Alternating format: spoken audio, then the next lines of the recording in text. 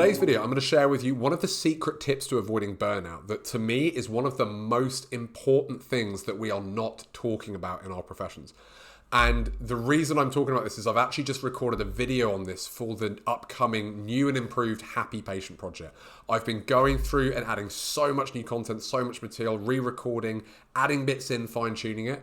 And I decided that this concept, this lesson, was going to go right at the beginning because it's so important and we're not talking about it. This is one of the key steps to avoiding burnout, or alternatively, having a thriving practice that you love. And I can tell you that if you don't get this right, you could enroll in the Happy Patient Project, you could work on your communication, you could work on building trust and solid relationships with your patients, you could find out what it is they're looking for beyond pain relief, you could deliver an amazing report of findings to inspire them to get the best changes possible in their life, but it's not going to work very well.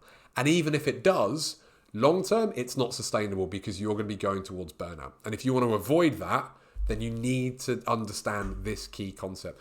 This concept is the difference between a process versus an outcome and which one you're going to focus on. Are you focusing on who you want to be as a practitioner and the process of being and becoming that person? Or are you focusing on an outcome? Are you focusing on a thing that you want to have? Because the two of these lead to very different places. Now, to highlight this, I'm going to give you an example of two hypothetical chiropractors. Chiropractor A decides that they want to have a practice that they love working in every day. They want to really enjoy their job. They want to be someone who loves going into the clinic each day. Chiropractor B decides they want to see 100 patients a week. Both chiropractors in this scenario take the exact same steps. They get the same marketing approaches.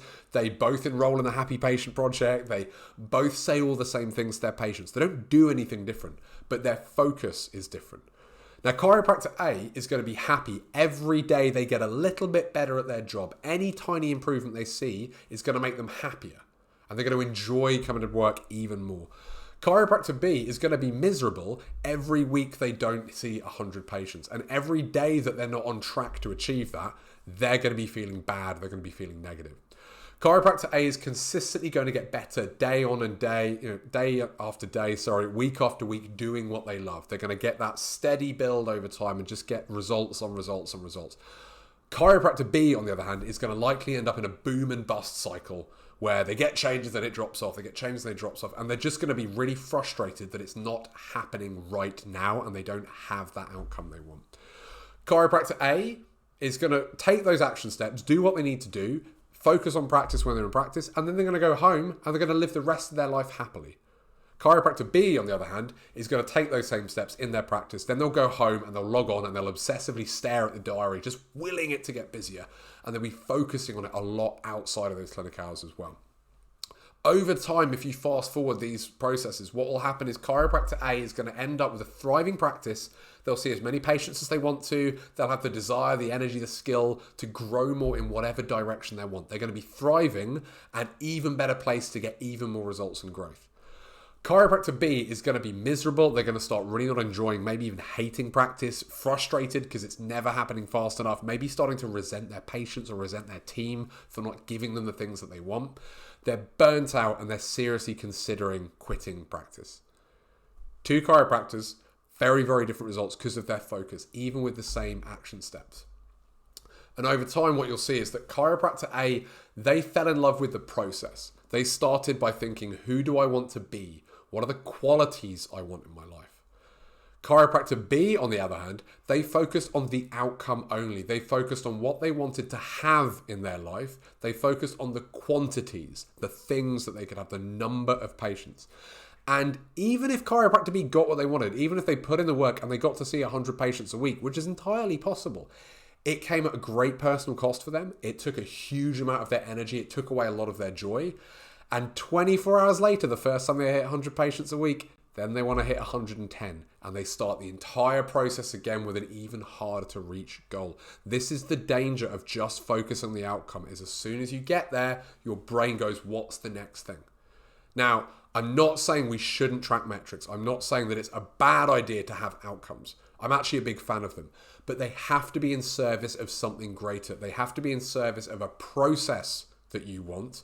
They have to be in service in helping you become somebody that you want to be. It should be focused on the qualities you want to have in your life. Because when you do that, you can be like chiropractor A and love every moment of your practice by falling in love with that process. But if you just focus on outcomes only, if you just focus on metrics, it is going to be a grind. It is going to be a struggle. It is going to suck. And even when you get there, it's going to be fulfilling for like a day or so, if that. And that will end up putting you on the path towards burnout. So I hope that's been helpful for you. I want you to have a think about your goals and your focuses. You probably a month or so ago thought, what do I want to make 2023 about? Have a look at that. Revisit it. Is it about being? Is it about the process? Is it about becoming somebody you want to be? Or did you make it just about outcomes and things you want to have? Because I can tell you, you can do one or the other, and you could enroll in the Happy Patient Project. And maybe if you just want to focus on more numbers, I can probably help you get there. But long term, I don't think it's going to help you get where you want to be.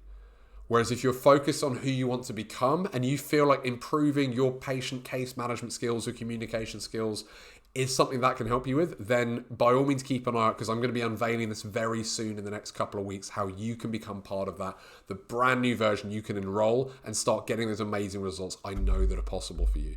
But I don't want you to do that if it's just in service of an outcome. So have a think about this. Look at whatever you're choosing to focus on this year. And if it's an outcome, think, what is this in service of? Who can I focus on becoming? Because that way you're going to have a very, very different year and a very, very different career. So I hope that's been helpful for you. If you've got any questions, if you'd like to learn more about the Happy Patient Project, just reach in touch. Otherwise, I'll see you soon for another video. Take care.